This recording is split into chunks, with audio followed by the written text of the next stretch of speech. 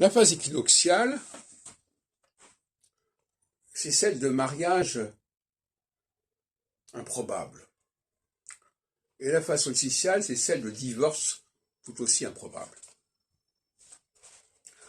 Et dans mes travaux universitaires, le simple fait d'ailleurs d'avoir introduit l'astrologie dans un certain nombre de travaux, de thèses, de doctorat, de post-doctorat, c'est déjà une forme d'équinoxialité. Et comme par hasard, mes soutenances de thèse correspondent à des phases équinoxiales. Se lancer dans un post-doctorat en 2007, qui sera soutenu, enfin, en 2000 plutôt, qui sera soutenu en 2007, c'est quelque part une gageure, parce que c'était un post-doctorat qui était soutenu dans le cadre de l'histoire du catholicisme, et autour d'un dominicain, Jean de Réchac, alias Jean de Sainte-Marie.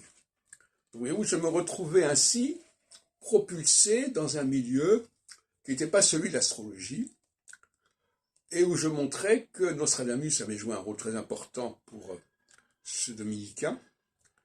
Donc c'est une façon d'empiéter sur certains domaines, de lever certains barrages, certains clivages, certaines frontières.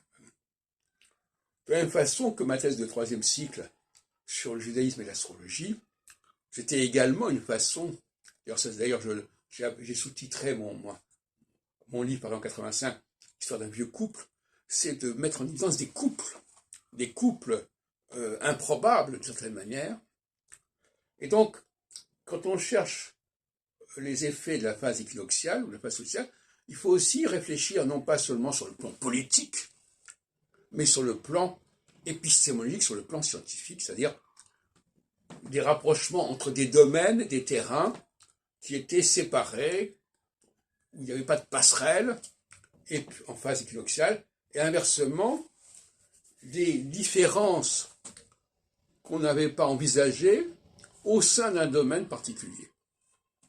On connaît par exemple, tout ce matin, j'ai écouté une émission sur la psychanalyse avec philosophie. Il y a eu des clivages marquants au sein du mouvement psychanalytique qu'il faudrait certainement associer au cycle dont je parle, c'est-à-dire équinoxialité, solsticialité.